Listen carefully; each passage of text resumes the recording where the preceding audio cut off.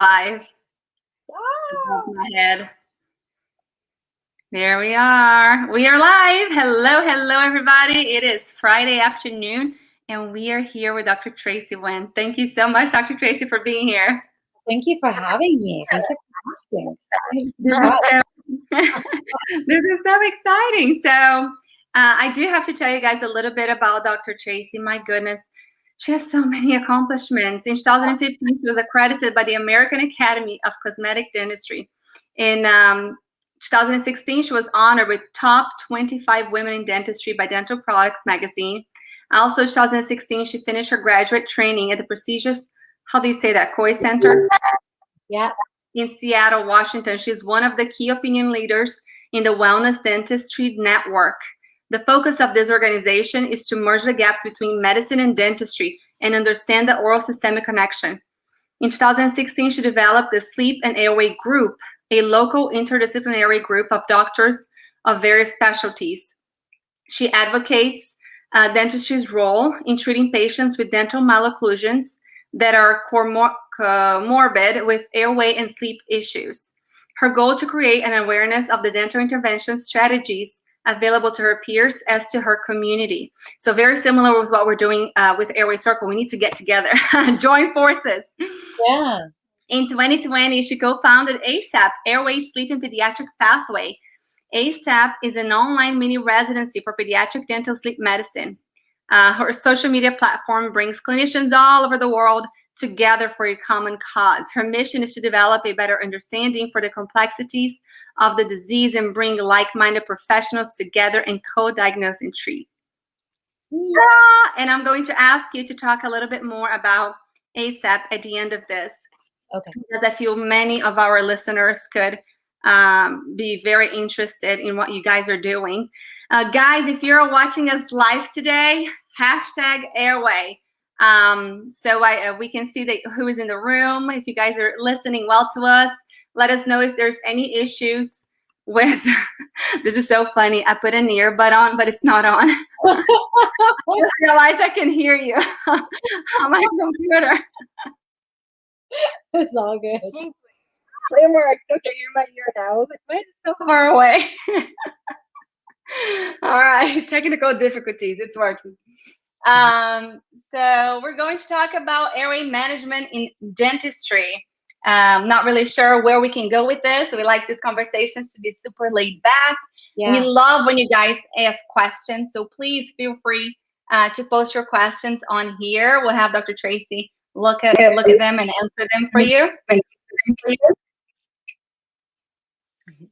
if you guys are having, breaking up for me a little bit, if you guys are having issues with the internet or with the sound, would you guys please tell me or text me?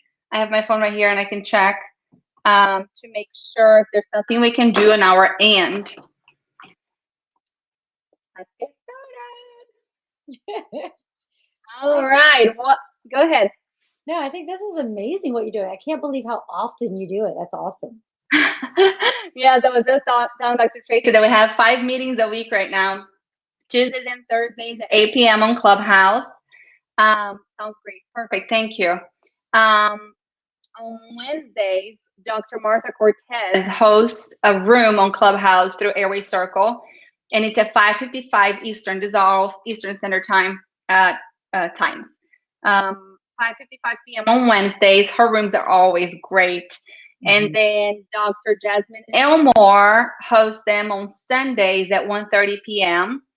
And then on Fridays, we have our Facebook Live. So you really can pick and choose. You know, there are different topics. Every conversation is unique, but you can really pick and choose to see if you can, if you'd like to join us in any of them.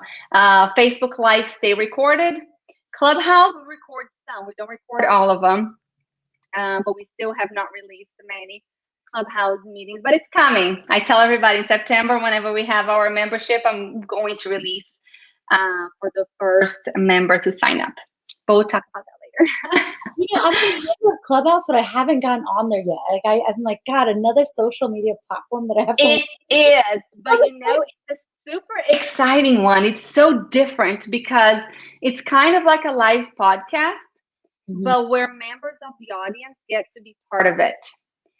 So you have a stage with speakers, and the whole audience is over there listening. So the audience cannot turn their mics on, but they can raise their hand, they come up on stage, and they can ask questions.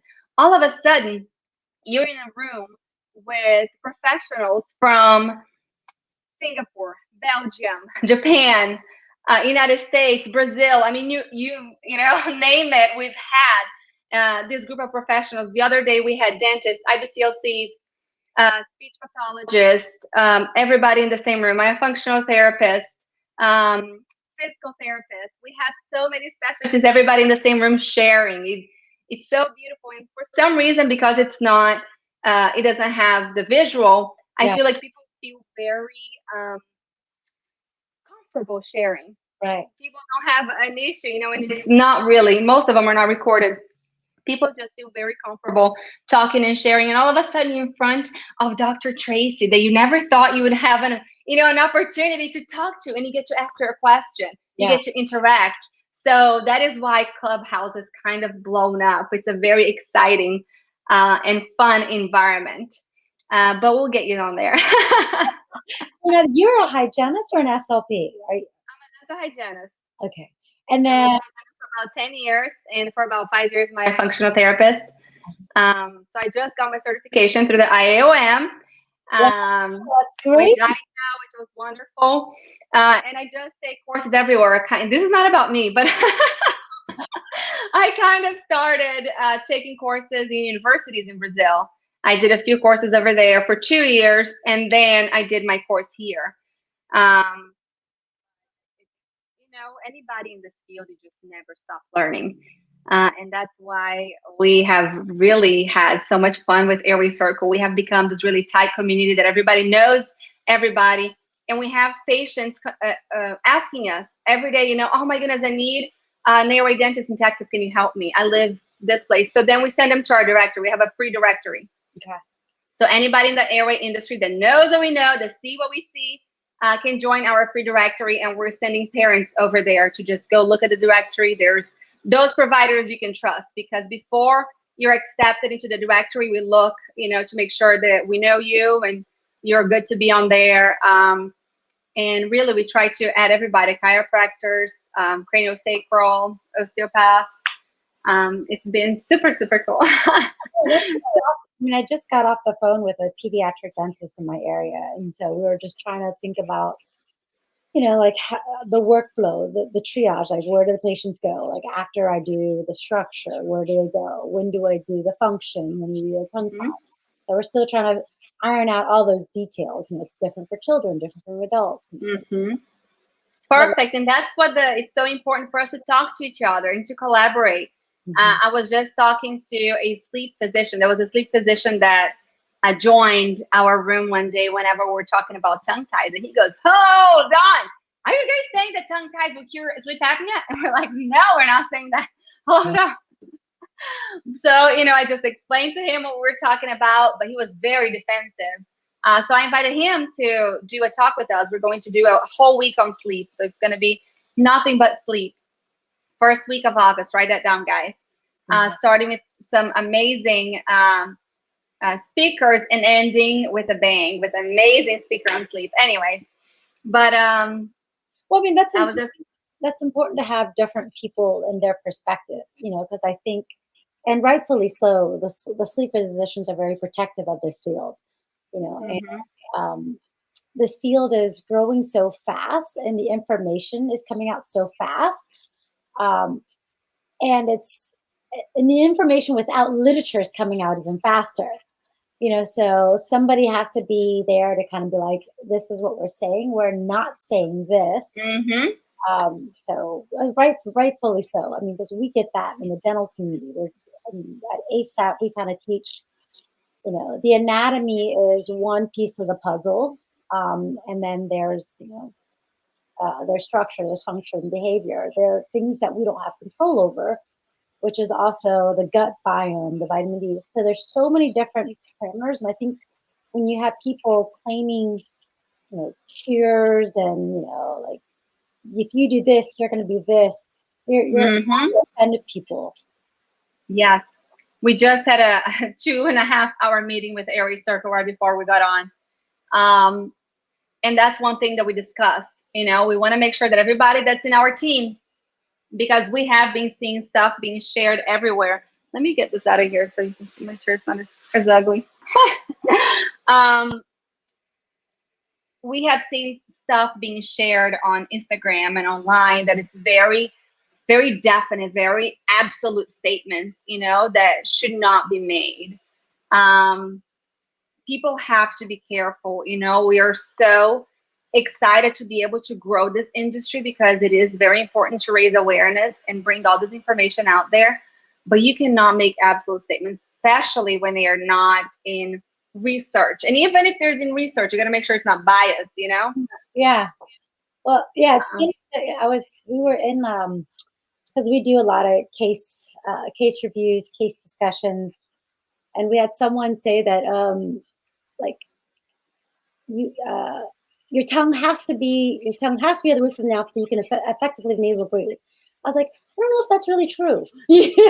And I was like, because an ENT wouldn't say that your tongue has to be at the roof of the mouth for you to breathe better. But no, like, the function of the nose has nothing to do with the tongue, so we have to be careful with certain statements. So 100%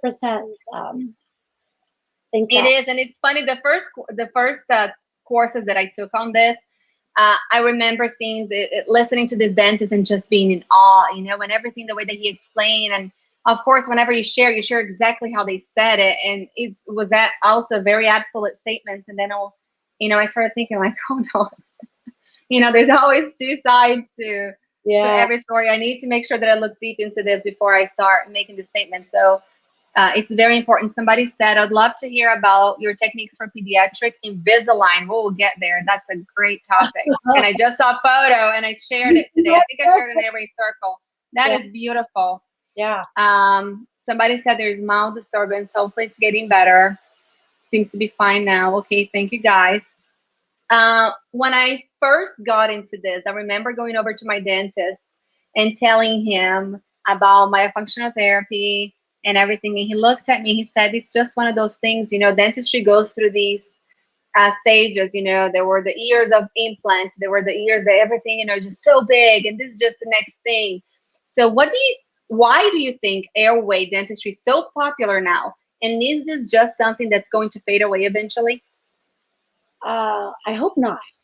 I think what's happening is dentists we're trying to go beyond the mouth, and I think it starts kind of with the whole oral systemic connection for us, connecting the dots with other medical comorbidities like diabetes, heart disease, stroke.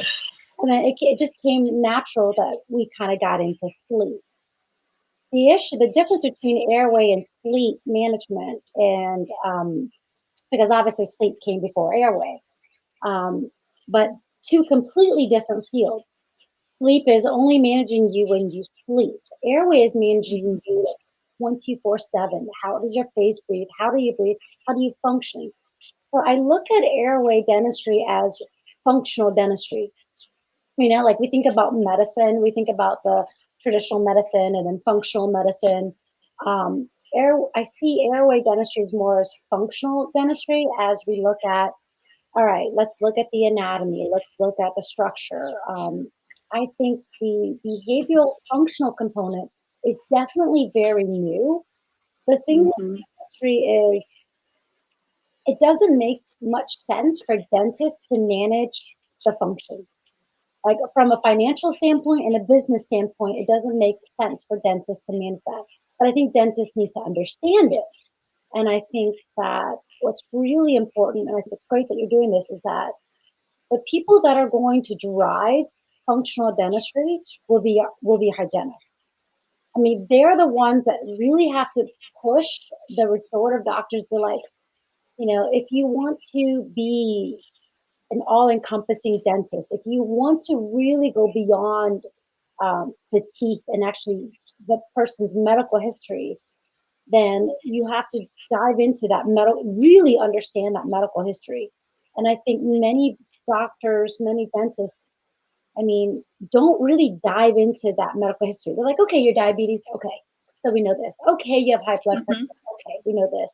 But we don't really dive into looking at, well, if I can manage certain things, it might reduce your risk of other diseases, you know? So you have to find dentists that understand risk management. And that's where the question Exactly. comes in. Like, we're very big on risk management, risk assessment. But if you have a dentist that doesn't really understand the importance of that medical history form, then of course they don't understand the importance of functional dentistry. Mm-hmm. Um, so I mean, we all know that the mouth is connected to the body. We all know if somebody has periodontal disease, the effect that has on these other chronic diseases. So why are we not looking even deeper? yeah, but I think the research isn't, it's going to be there. I mean, I think right now, or at least what I've seen, all the people that used to do sleep, the hot word now is airway. Everybody like who didn't do airway now is doing airway. I mean, but I think it's good for the profession. I mean, I think, Mm-hmm. um, but at the same time, we have to understand our role. And I think that the only way this is going to work is if dentists accept that role, but at the same time work with somebody. So they can't accept this role and be like, I'm going to do everything, and Definitely. that's where the problem is. But I mean, Definitely. I think hygienists. I mean, it's great. I mean, I'm a huge advocate for hygienists jumping in it, and understanding even like the management side from it. So because there's a huge shortage of someone handling the management side of it. Definitely. And a lot of I've heard a lot of dentists say that I don't want to go into that because the billing is too complicated. You have to do medical billing instead of dental billing for a lot of the sleep stuff, and you don't make as much money. It's just too much. And to talk about the truth, most dentists are just too busy with what they already have. Yeah. You guys know you barely get lunches most of the time. Hygienists are being overworked with patient after patient after patient because we just don't have time anymore. There's such a need. And then, of course, whenever you have to sit there and actually spend a lot more time and discuss these things, I can see how difficult it is to implement in some practices because they're just so busy. Yeah. Very good. Let's see. Look at all your girls here. I see Angela. I see Chris. Some of you guys, it doesn't show the name to us, because I think you have to apply for it. I don't really get it. But anyways, I am going to do this. I gotta look at my teeth to make sure I don't have anything on my teeth because I was just eating right before I came. I should check going too. Okay, making sure. Am I good? You're good. Lael's here. There you go. There's Lael. In the airway world, we all say that you cannot unsee after you see it. How differently do you look at a patient now when they first come into the office? What are we missing? What were we missing? I think a lot of it now, for me, it's not even about, you look at the anatomy and you look at the risk factors with certain types of anatomy, and then you look at the medical history. You look at, and then as you start talking to a lot of these adults, you start to see issues that they had or their children that they have. So that's kind of where I see it now. Like the parents are connecting the dots; they're seeing it in their kids. Um, you just open it up. You just open it up for conversation. I will say one of the things that I did that I don't do now. I mean, like, because I think when you start to really get excited, you're like, oh my God, everybody has an airway issue. I want to talk about it with everybody. The problem is not everybody is ready to hear it, Mm-hmm. So if they're not ready to hear it, you come across as like the crazy dentist with 3 eyes, the crazy dentist on a mission that's trying to find another revenue, and I will say, like, when I first got into this, and I had team meetings with my office, my staff was like, we're not making any money by finding airway issues, Exactly. why are we really doing this, and I was like, Uh-huh. you do it. You do it for the health aspect. You don't really do it for the money. I think most people that do airway management, they don't do it for the money. They do it because they're treating their own child. They see it in their own family members, and then it's like it's their aha moment, and they just want to share it. Well, that's Mm-hmm. because you don't want to share it to people who aren't ready for it. So typically, what I do is, we have these screening forms, and you can get all of our screening forms on asappathways.com. And you just give the patient the screening forms every 6 months when they are ready. And because we have cases where the parents, they fill out a form that goes 0 all the way down. My child is perfect, and that's fine because like nobody wants to hear that their child has problems unless the parents see it. And then Exactly. 6 months later, they're like, you know what? I'm ready to talk about it. Mm-hmm. I will say that if this is the field that you want to do, then you have to bring the awareness yourself.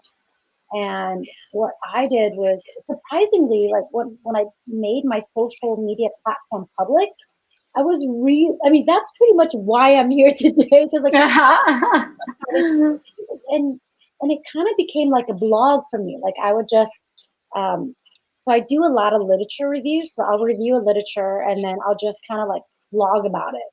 And this is what I'm thinking is going on. This is what I'm missing. And then people will slowly start to read it. And then as your blog makes more logical sense, as you reference articles, then Mm-hmm. you get more respect. And so with that respect, then people are like, you know what? They'll message you. By the way, what do you think about this case? And that's how it. Uh-huh. You have to. You almost have to let it naturally fall on your lap, versus like shoving it down people's throats. That's how I. Exactly. And another reason I think why you're so wonderful and everybody knows who you are is because you get results. People really start paying attention and believing in you whenever you can actually show results. Look, this is a child who had this issue. They came in looking like this. Yeah. And without waiting until they're 12 years old and extracting 4 teeth, without waiting, whatever the case may be, we got this child not only looking like this, but feeling better, sleeping better, eating better, whatever also the issue is. Angela is asking, Dr. Tracey, do you have any interest in attending study club meetings in the near future, maybe within driving distance? You already have your study club, right? Like for me to come to other local study clubs, they basically schedule it with me. But gosh, my schedule is pretty hectic, so you have to just schedule it. Oh my goodness, yes. I do a lot of local study clubs actually. Like I have ASAP, and then I do. I probably travel twice a month. I'm trying to keep it to twice a month because it's awesome. Because then I have Are you still doing the literature reviews on your blog? Yes. So okay, I will grab the link and I'll post in our private Facebook group so everybody can have access to it.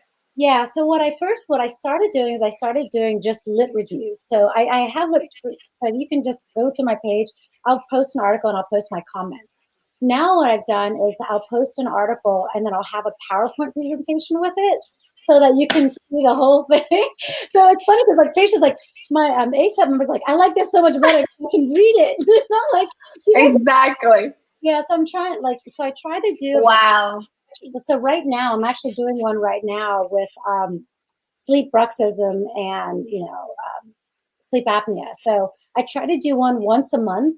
That's a lot of work. I used to only do it for ASAP, but now what we're doing is we're doing it.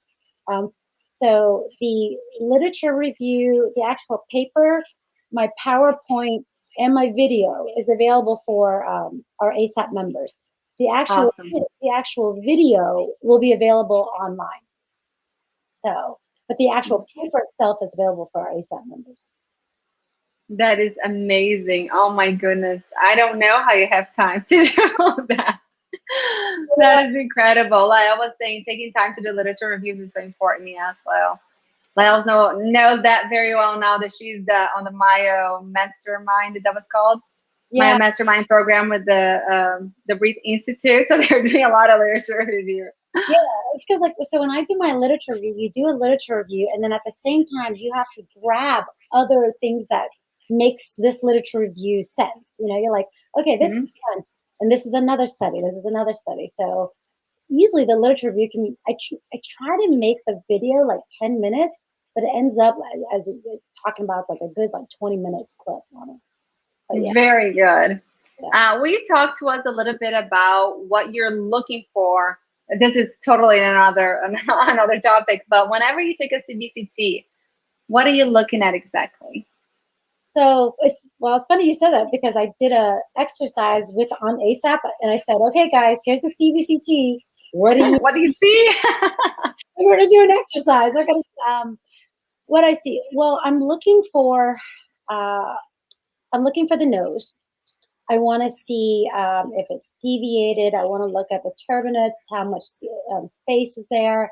I want to look at how long the soft palate is, because the number one site of obstruction is a soft palate. So if that soft palate is really long, I'll tell patients, no matter what I do, I can't fix the soft palate. Now, these are things that we can do. So I want to look at the soft palate. I'm looking at the maxillomandibular relationship, like where is it in reference to the face? I'm looking at how much space does the tongue have in that environment.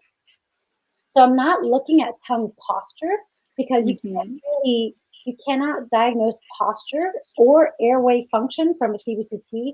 You're looking at to see if there's enough space for the tongue. Perfect. Yeah. And then I'm looking at, so you cannot diagnose airway function from a CBCT, but if it is like, there are many things that will tell you that the airway is really narrow. And you're looking at if the tongue completely fills the face, the arches are back, and you have this narrow. So you have to have a part before you can say it's narrow. Does that make any sense? So like you can have a patient standing and then have the patient bring their tongue back, and somebody will look at that and say, you have a narrow airway. And no, you don't. The tongue is set back. So things that you can look at, that you can say with confidence that it's a narrow airway. But there's a lot of things that you can look at and you can't say, well, it's questionable. And how old do you start taking CBCTs? So I actually typically like to wait until maybe they're 5 or 6. Yeah, I mean, I've done it on cases that were younger, but that's because of there were specific cases. I didn't know what was going on. But typically I like to wait till they're 5 or 6. That's perfect. Somebody does have a question. What about a long soft palate on a child? Yes. So, and that is very common, because if you think about growth and development, children are like little people without dentures, like they're scrunched in. So until for them to grow vertically, you get teeth, right? So as you grow vertically, that long soft palate becomes less obstructive, so because at birth it's all the way down, so of course it's obstructive. You're trying to do whatever you can to bring that entire complex forward. With children, there's not much you can do about a long soft palate. You're really trying to work with growth and development. Now, I think this is where myofunctional therapy can be pretty important, because you're trying to teach to improve the tone, right? So as you're doing your exercises, as you're doing your tongue exercises and your tone and your palatal exercises, you hope that you can strengthen the soft palate. So you don't necessarily have to remove it. You hope to try to strengthen it. Okay. Is it a feedback on me, or I can hear it myself now when I speak for some reason?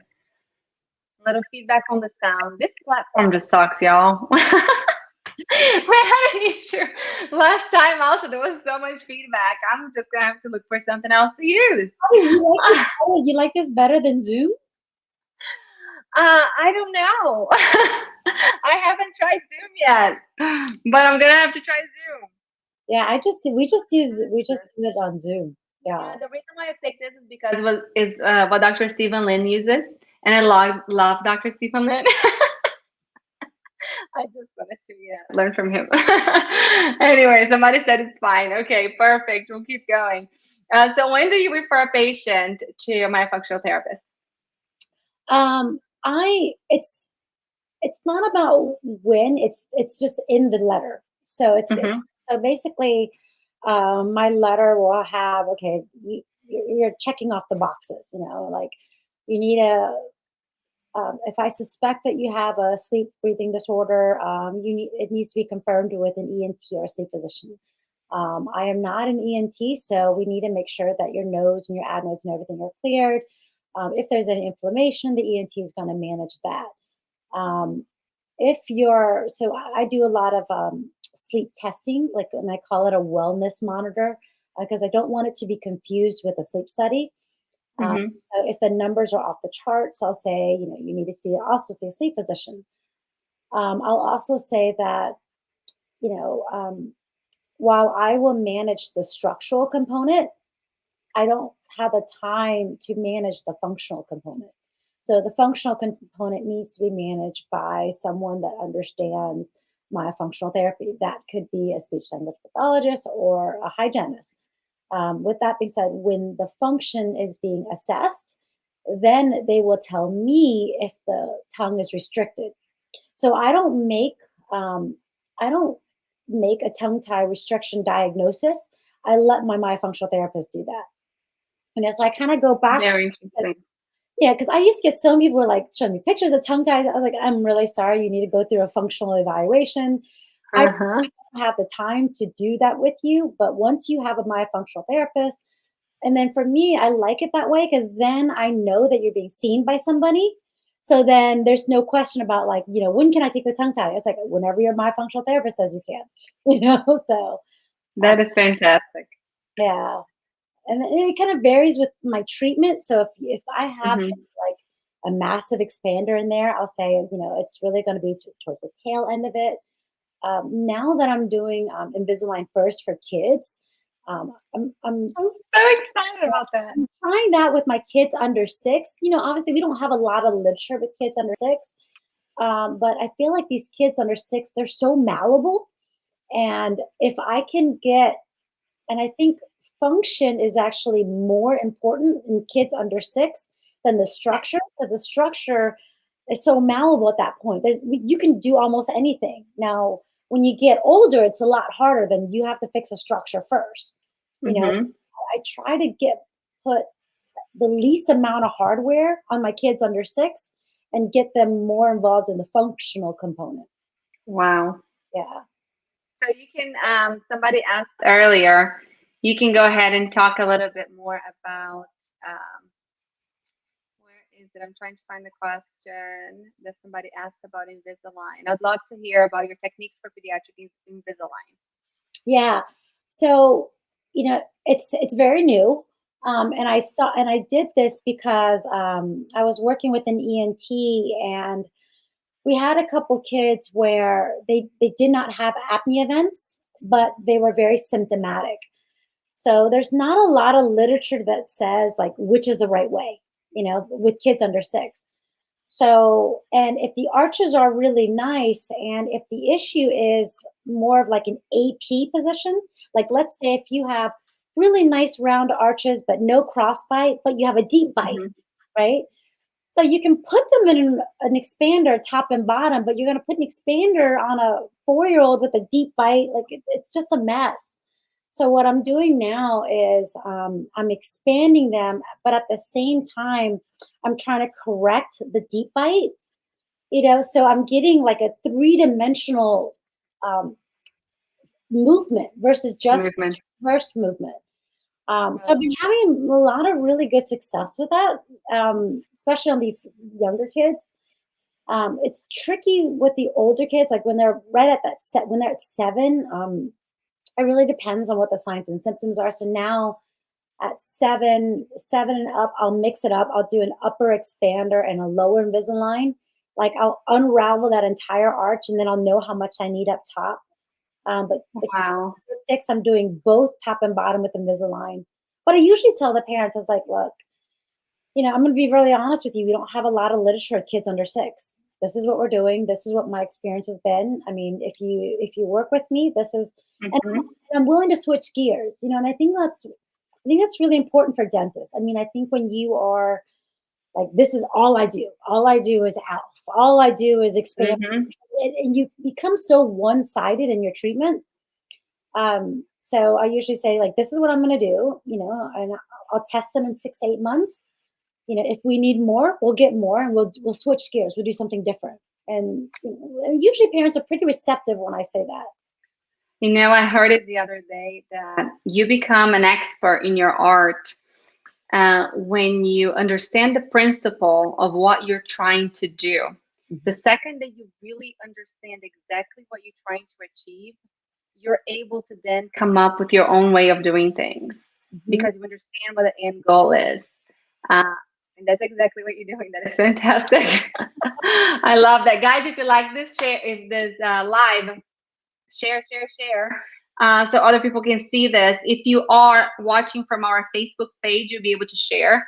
If you're watching from our private Facebook group, you can share over there. So if you guys see the share button, please share and give us little hearts. Let me see how many hearts you guys can give to Dr. Tracey. Go ahead. I want to see some hearts. Somebody else asked, how did you find your ENT and sleep physician? What did you ask or discuss to collaborate? So I reached out to my sleep physician, and she was, at the time, she's retired now, but she was the president of the Virginia American Academy of Sleep Medicine. And she just, I showed her a model of a 4-year-old in and out. And I said, like, this age group, there's so much that we can do with this age group. And she was like floored. She was like, I didn't know you can work on kids this young. And I was like, no, there's a lot that we can do. The crazy thing is, like, she had the door slammed on her by dentists, like, hey, we don't want to see them till they're 7, we don't want to do this. And so her and I we started kind of collaborating. Um, then, Amazing. then I decided, hey, like, if you want to do this, I'd like to develop a local group. And that's when I started reaching out to doctors, and ENTs started reaching out to me. So it's been pretty nice. Like, and yeah, and I think that the key with working with different with doctors or people from different professions is you don't want to tell someone how to do their job. And I think that you come at it with questions and you just be like open, honest, and you can question their treatment and you can question their diagnosis. We shouldn't tell them how to do their job. Mm-hmm. So, for example, like, I think one of my ENTs called me, and she was like a little frustrated. She goes, a dentist referred a mother came to me because a dentist referred the patient because she has large tonsils. And I was like, she wanted me to do something. And I was like, but there's no symptoms. And I was like, and so I think from that standpoint, I get that, because the literature shows that tonsil size does not predict the severity of sleep disordered breathing. So from an ENT standpoint, they don't know. And it's just like, imagine if you're a hygienist and somebody says, hey, this patient needs a cleaning. And then you look at the mouth and you're like, oh no, this patient needs full mouth perio. We need to talk about grafting. We need to talk about this. Because no, they just want a cleaning. Exactly. You gotta say, hey, this patient has the gums are bleeding, blood. Can you manage the patient? It's a different conversation if you say that. You're like, these are the symptoms that I see. Can you manage the patient? So then you're kind of like, you're asking for their advice, and then it's Hmm. better collaboration at that point. That's true. Yeah. Wow, that's a great advice right there. What kind of questions can we ask to determine if a patient has poor sleep? How can poor sleep affect our patient's teeth? So two different questions there. So that is like a 3-day course. I know. Let's pick like 3 things. So, I mean, the biggest thing, well, one of the biggest risk factors that we see right now is bruxism, teeth grinding. Now, I'm not saying that all teeth grinding are related to sleep, but the argument is can, and one of the things is many, a lot of the literature that looks at teeth grinding and sleep apnea. So Mhm. a lot of dentists and a lot of physicians are like, no, it's not directly related to sleep apnea. And they're right. A lot of these dental issues are related to fragmented sleep. Uh, Mhm. when we look at bruxism, which is a big one, we ask ourselves, like, why is the patient bruxing? Is it really neurological or is it protective? Like what's going on? Bruxism is probably one of the biggest ones. Um, Inflammation, and I think this is where hygienists, it's huge, like mouth breathing, inflammation, like where is that coming from? Is it coming from systemic or is it coming from mouth breathing? Like where is that coming from? Another thing too is when we look at, I think tongue ties is going to be a big one. The problem with tongue ties is when you catch it in the adult stage, you really can't correct all the malocclusion at that point. You know, Mhm. kind of like I got a tongue tie, so what? I'm 55 years Exactly. old. I'm 55 years old. I have a tongue tie, so what? I did have a patient came in one time. The dentist was checking him out whenever he came into my room. And I had talked to the patient about his tongue restriction. And then I said to the dentist, he has a tongue tie. The patient jumped. Don't write that on my chart. Don't write that on my chart. Like he didn't want to be labeled as a tongue tie patient, but he didn't have any symptoms. I wasn't recommending doing anything at all. I just wanted to note on there because nobody had told him apparently. But it's so funny how they do not want to be, labeled like it's a bad thing, which it could be, but it's not always. Yeah, I find that, periodontal inflammation and bruxism are your big ones um, that are related to any form of sleep disordered breathing. Oh my gosh. My daughter always comes in when I'm doing a live. Honey, I just go get your the thing that you need, please. Oh, it's all good. She's gonna walk behind me. Go ahead, baby.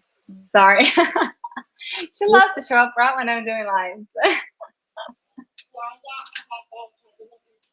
Okay, thank you. Oh, they tried to make you stop. Daddy tried to make her stop her from coming up. All righty. So let's see. And how can poor sleep affect our teeth? How can poor sleep affect your teeth?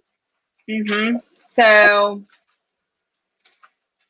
oh my goodness, I feel like there's so many ways when our patients. So if I'm a dentist and I'm not airway, centric, or if I'm a dental hygienist who does not have this knowledge yet, and I see a patient with certain things, should I maybe think that poor sleep could be related, or this person could be having issues with poor sleep? So maybe I should ask, how did you sleep last night? Are you So I think the thing um is, it's not one thing; it's a collection of things. And mhm, that's the problem that we tend to do is we tend to look at one thing, but it's the collection of things. So it's kind of like, okay, you have let's say you have a 55-year-old female comes in, basically 55, you're getting closer to menopause. She's right now she's taking melatonin to fall asleep. She's having anxiety. She's also taking other meds. And now you start to see irregular wear on her teeth, like things, you start to see her grinding. Like that combination is like, hey, have you noticed that your teeth are slowly starting to wear down? mhm. Your sleep. So pretty much for me, women over the age of 55, you're you're almost guaranteed to have some change in their sleep. And the That's so interesting. reason being is because they lose that protective hormones. And Mhm. what I love about women is we will talk about the changes in our body. We're very aware, and what's unfortunate is like we are always getting written off. it's like, oh, you're high strung, you know, what's going on, you're micromanaging, and so, and then at the same time, we make excuses for our behavior too, like you're just like overworked. But what really happens with women is once you lose that protective hormones, like we become the 65, 300-pound man when it comes to sleep.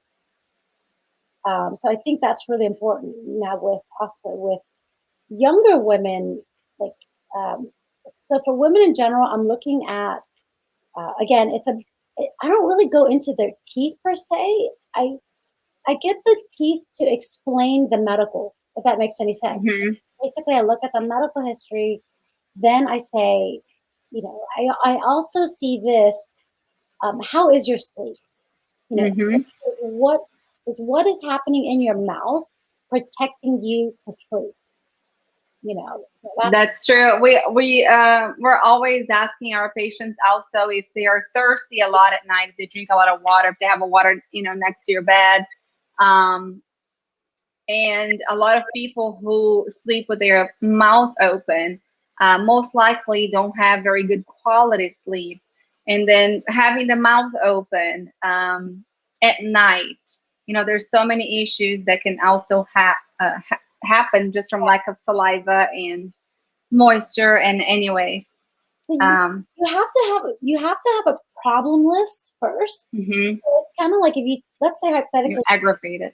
yeah, let's say you have a patient that comes in that have 0 on their medical history. The last thing you're gonna do is talk about their grinding and say they have an airway issue, because they don't feel anything. Exactly. Like, you have to have this problem list, and then you use the teeth to explain that problem list, versus like I explaining like that. the problem yet. Yeah. Perfect. Somebody said, I had a patient today with acid reflux, taking meds to help with sleep and severe night terrors, grade 3 tongue tie. So the key with acid reflux is, the first thing you want to ask them is, what does their GI doctor feel about their acid reflux? You're like, is it manageable? What's the cause of the acid reflux? There's a lot of studies right now that look at acid reflux, and basically the argument is, maybe this is a bidirectional issue. Like, you have the acid in your stomach that causes an arousal, and then the arousal makes you not sleep, vice versa. And you have the mouth breathing that causes the acids. Like, it's all about, this balance that is unbalanced. Mm-hmm. And so there's a great article that one of my mentors wrote, Jeff Rouse wrote, and I've seen him like 3 times. Love Jeff Rouse. so his triad um, is sleep, um, bruxism, and teeth grinding, and Okay. reflux. And again, it's you got the acid in the mouth, you've got the functional component trying to open up the airway, and so hence you have this bruxism that's going on. Um, they're taking meds for sleep, so I think you have enough there in this case to warrant further investigation. Um, What I did think you do? Did you refer them anywhere? What did the dentist say? I'm not sure who wrote this. You guys can tell us a little bit more. Yeah, I think Let that us know. the key with these patients is, you just say, there are studies that you just tell the patient, because there are studies that show that there are some similarities with patients with acid reflux and sleep. You might want to entertain getting like a sleep study, and then so I also say that, I don't, and you all, because patients tend to get defensive, because when you think of sleep apnea, you think of the 60-year-old 300-pound man. It's like, I don't have sleep apnea, I don't snore. So I'll say, I don't think you have sleep apnea, but we probably want to rule it out. But I do think you might have fragmented sleep, and what fragmented sleep is basically, you're sleeping and you're taking a nap and you're being constantly aggravated.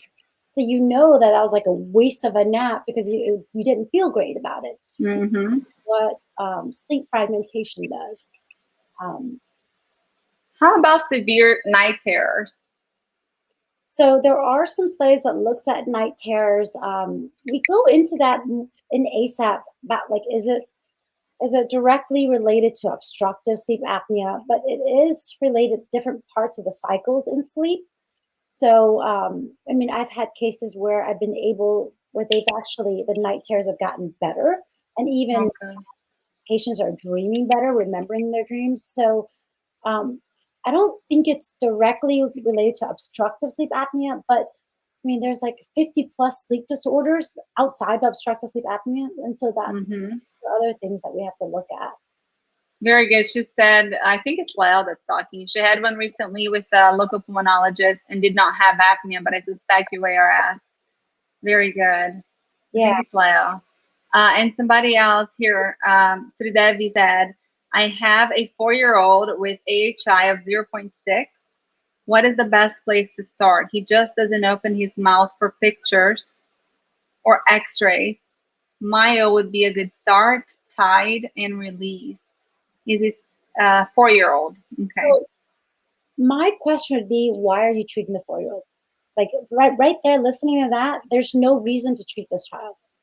Like I would be like, if you were to say, I have a 4-year-old that is not sleeping very well, is not growing very well, I think is on Mhm. borderline and having ADHD, is bedwetting. Like you have to have your sleep problem list.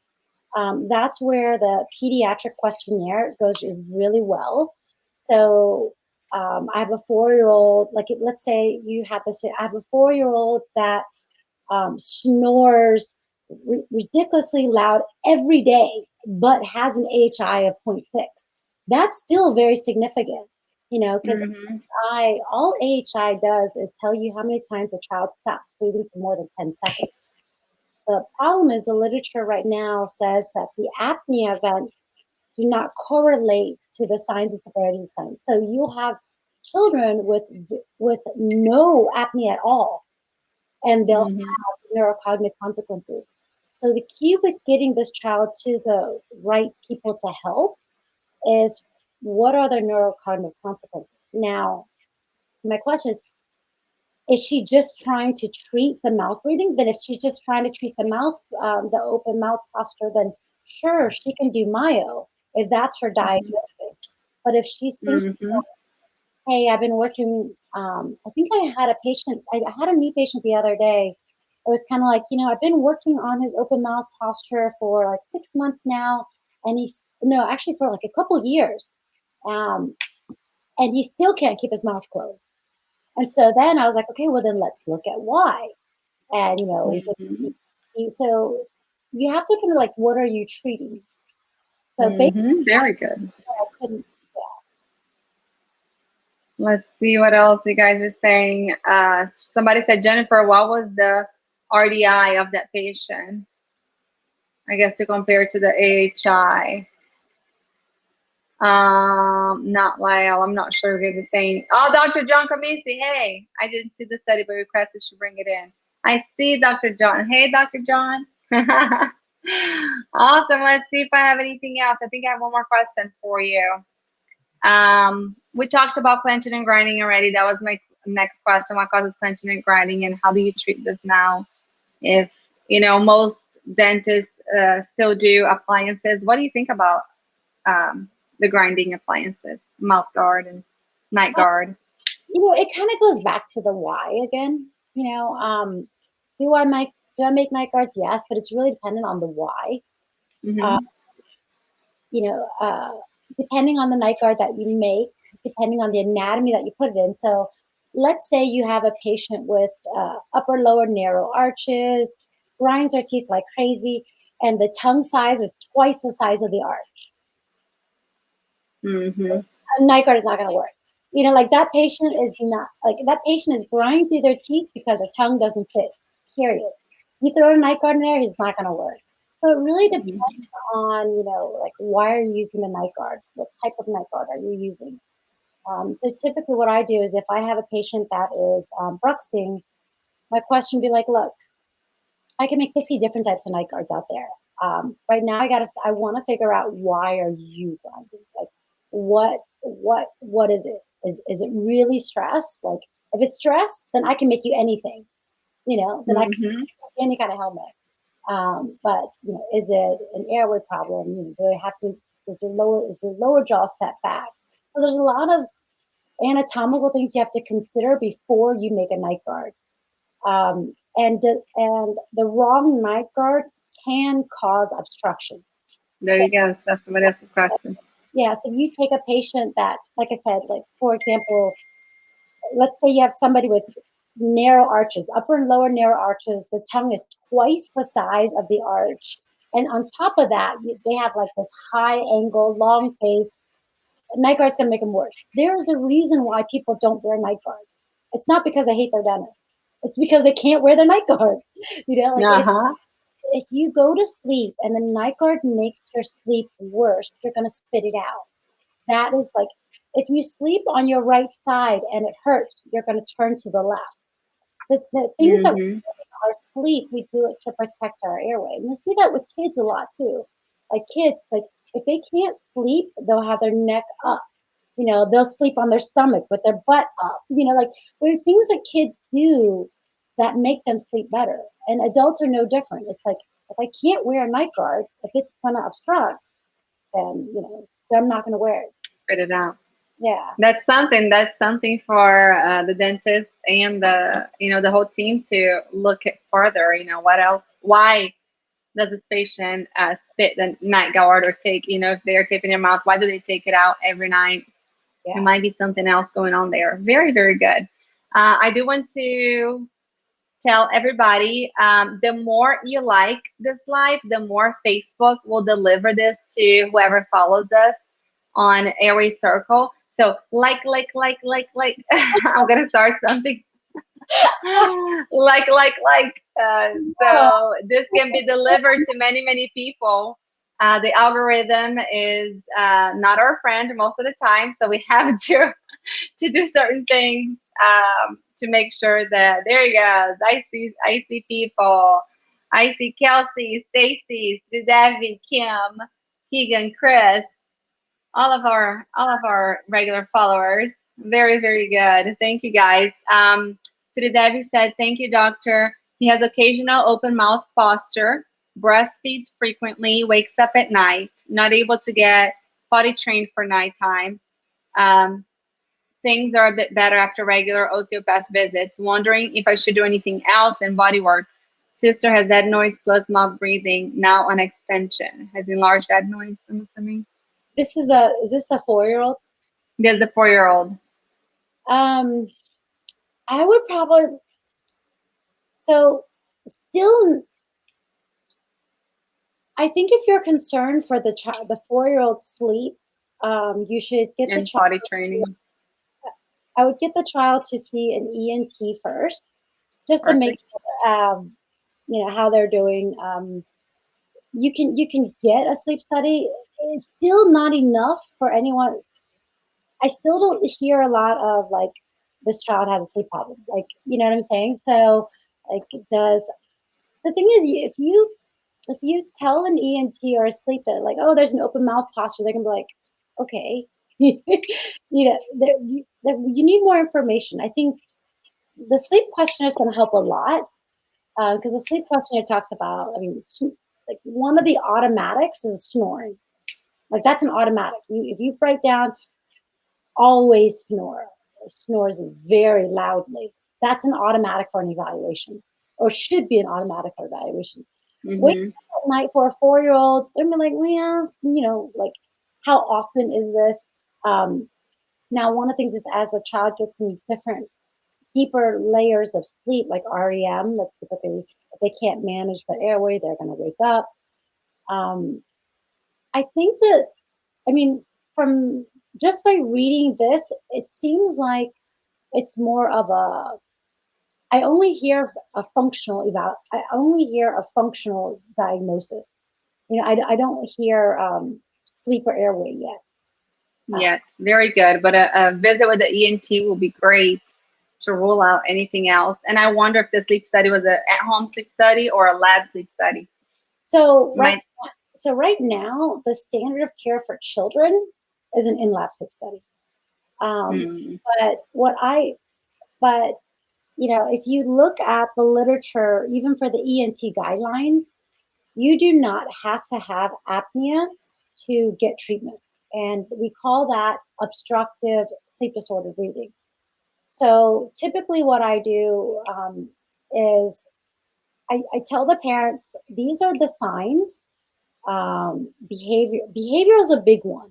Anything, what you're trying, the biggest thing with children is the neurocognitive consequence. So if your report does not have anything to do with behavioral, Mm-hmm. it's very hard. It's like you have to say the child is acting out, the child is starting to be aggressive, the child is starting to go through Mm-hmm. like all of those, anything that puts the child up being medicated for ADHD is a concern. Okay.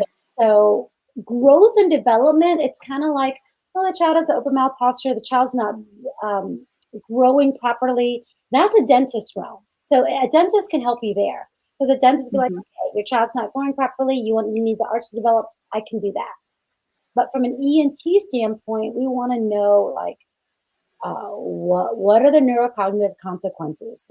The snoring, the breathing, the like does the child have asthma? Is it controlled? Bedwetting's a big one. ADHD like symptoms. So those are the big heavy hitters to really get treatment. Perfect. Do you mind telling us a little bit about ASAP before we go? Yeah, How can people join? yeah. So ASAP is an online education program, and it's actually, I mean, we're trying to develop almost called like an ASAP light, which is for hygienists and SLPs and allied health. But right now it's for dentists, and dentists can add 5 team members on there. So you can go through the entire protocol. There's about like 40, 50 credits of live CE that you can watch. Wow. Every month we have a KOL person to come in. We go through case reviews. We have a Facebook page and a WhatsApp page. Our goal really is to bring awareness to this disease. We really want, the reason why we started it is because me, Stacey Ochoa, Michelle Weddle, when we were on this journey, we were kind of alone, but we were alone on our separate journeys. And we talk about how we can't learn this information fast enough. So what do you Mm-hmm. take a course here? You take a course here. You take a course here, and everybody has almost like a sales pitch. Uh-huh. Of It course. was always like a conflict of interest. Like it wasn't like really being a dentist. So like for us, Mm-hmm. our program is more like, okay, you're a dentist, be a dentist, um, talk to the medical colleagues. You're not going to do this by yourself. Don't claim that you can do this by yourself. And also to recognize other things it could be. So Stacy does a really good job at talking about the non-anatomicals. So she talks about the vitamin D's, the B's, like all of those, hormone therapy. Michelle goes into like the joints, and other things to look at. So they're really heavy on like the sleep component, which I feel like Mm-hmm. programs don't talk enough about. So, but it's Mm-hmm. Let's I, put my phone in here. mhm. My phone keeps beeping. Stop texting people. I'm busy. I'm trying to think how I can share. I gotta check and see if I can share it on my page. But I'll figure. Yes. And tell us, where are you located? How can people find you if they would like to get a consult with you? Oh, so I'm in Northern Virginia. It's pretty easy. If you are, I've been getting a lot of out of state referrals. Interesting. My average commute now for new patients is like 2 hours. So the first thing I say is when a patient comes in is like, "What's where are you from?" uh, Uh-huh. uh, Typically, what I've done recently is people that are out of town, out of a different state, and they're kind of just looking for providers, and they're looking for help into understanding it. You can do a Zoom. You can do a Zoom meeting with me. I want to say it's like $279. You can go on my website. Perfect. It's like my website is lansdowndentist.com. And basically, you just present me all the symptoms, and then I kind of tell you what I see, and then Mhm. sometimes I'll work with your dentist and just kind of give you a report of what I see. Um, yeah, I mean, for the most part, most people have to come see me, at the office Yes, and kind of go from there. that is perfect. Yeah, and my Facebook page and my Instagram page is public, so you could just follow me on that. So I try to get active on that. It's I can do things. It's difficult. It's a lot. It's a lot of work. Yes, definitely. I want to let everybody know that our clubhouse schedule for next week, we have Dr. Catherine Murphy from Australia on Tuesday night. She is wonderful. And for that one, it's going to be a super special clubhouse because we want every single person who attends to bring one mother. So a mom, she can be pregnant, can be already have kids, it doesn't matter. But I want everybody to bring one mother. We usually have an average of 50, 50 participants, 50 people. I mean, we've gotten from 20 to 100, depending on how many speakers we have on stage and all of that. But I would like for us to double it. So invite at least you can invite more, but invite at least one mom because we're going to be talking a lot about moms, and it's going to be totally directed to them. So please bring somebody. Think about somebody you can already invite. And then on Thursday is going to be Julia Worrell. Super excited. If you guys have not joined our directory yet, you can you can go to airwaycircle.com, join the directory. We have some changes happening to the website.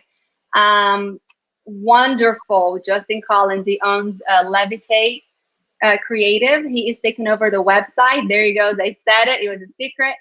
But he redid the whole thing and he redid our logo. And I cannot wait for you guys to see it. It looks beautiful. He did such a good job. Yeah, nice, But nice. yes, he does websites for healthcare professionals. He used to work for this huge company that did, he knows my husband used to work for the same company, and that's how I met him. So he's local over here to Savannah, but he is such a fantastic designer and website. Oh, He does branding, all of that stuff. great. So you guys can check Levitate Creative if you guys need any of his services, and stay tuned for our new logo and our new website. It's going to be beautiful.